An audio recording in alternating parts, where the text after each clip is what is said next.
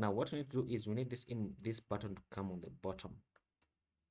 And so how we're going to do that is we're going to grab the image, the h2 and the paragraph, cut them out and place them inside a div, not a directory, a div.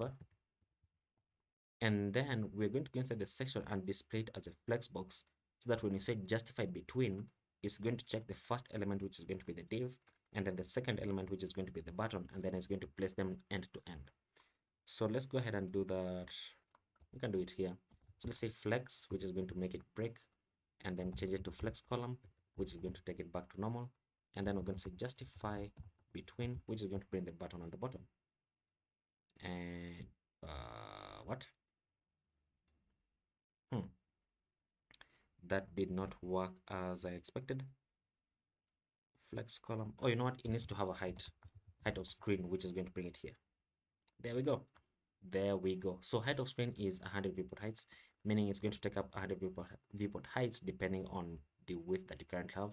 So if I shrink it down, you can see that the button is always going to remain on the bottom. And then when the space is no longer enough, then this happens. Okay, that's nice.